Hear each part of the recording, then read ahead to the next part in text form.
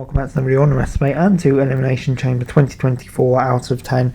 And yeah, there's a lot going down on this show.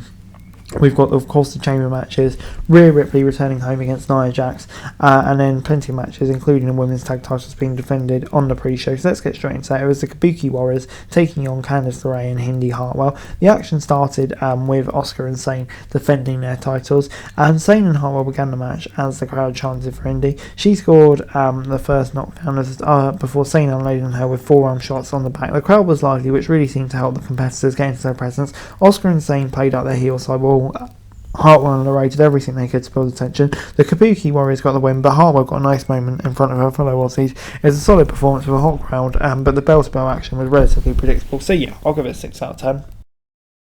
The main card started with the women's chamber, with Lynch and Naomi started before Stratton came in, then Morgan, then Rodriguez, then Belair.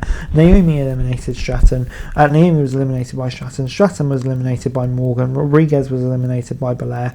Belair was eliminated by Morgan. And Morgan was eliminated by Becky Lynch to round it off. And yeah, the match was brilliant from start to finish.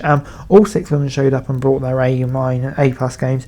It had several moments that made everyone look good. This was a very well planned out chain match and had great spots, and everyone involved deserved praise. And I think Lynch versus Ripley was always the obvious direction for WrestleMania. I'm really happy we're getting it, because yeah, that should be a really fun match. So yeah, get 7 out of 10 from me. Great stuff. Before it's time for the Judgment Day versus New Catch Republic for the tag team titles, and yeah, this was a brief pre-match promo before everyone started fighting.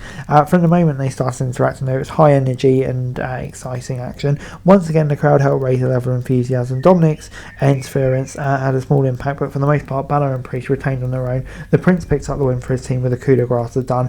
And yeah, gets 6 out of 10 for me. It's pretty fun matches. I think it was quite predictable, the match, but I thought on the whole it was decent enough.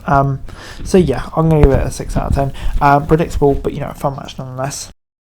We then had the Grayson Waller effect with Austin Theory, with Seth Rollins and Cody Rhodes as his guest. Another really cool moment for Waller here, which was nice to see. The American Nightmare stunned the crowd when he ended up issuing a challenge to The Rock for a singles match, which hopefully will get down the line. But I thought this was just a really nice segment. Great to see Cody on there with the absence of other main stars, and of course a nice moment for Waller.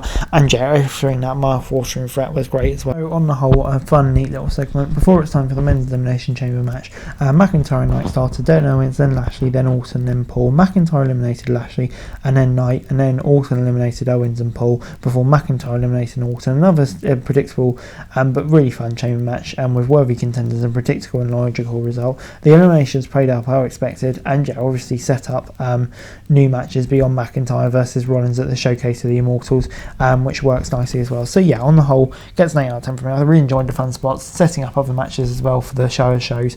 Worked really nicely. Styles, Knight Orton, Paul Orton, sorry. So yeah, really good stuff. 8 out of 10. It was then main event time. Rhea Ripley putting the title on the line against Nia Jax in her home country for the first time ever. The meeting was a match of 2 powerhouses, but they didn't mean they had to use a slow pace. They were certainly moving quickly, taking time to sell certain moves. Jax has shown significant improvements during her run in WWE, and this was no exception. Both women were laying their fights in hand and using their power throw against each other. The Eradicator was over the crowd, as most of the babyfaces were, and got another huge pot when she finally hit her finisher for the win.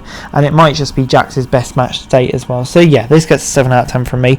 Really, really good stuff. Rhea Ripley, more over than ever, more of a star than ever at her hometown. A predictable result, a fun match, but I think, yeah, Jax just ever improving, really helped elevate this as well. So 7 out of 10. And yeah, overall Elimination Chamber gets a 7 out of 10 from me. I thought a really good show, actually. Lots of fun matches on there, but I think on the whole predictable, but at the same time heading into Mania, where obviously we're going to get some big matches, I think predictable makes sense, because you don't want some crazy show that nobody really wanted. Building logically up towards it is what we want, really. Hey guys, that's it for this video. Thanks very much for watching. Remember to like, share, subscribe, follow us on our socials, link in the description below for daily wrestling news, meme and content. Subscribe to our other channels on screen right now, that'd be greatly appreciated. Thanks very much for watching. Peace out.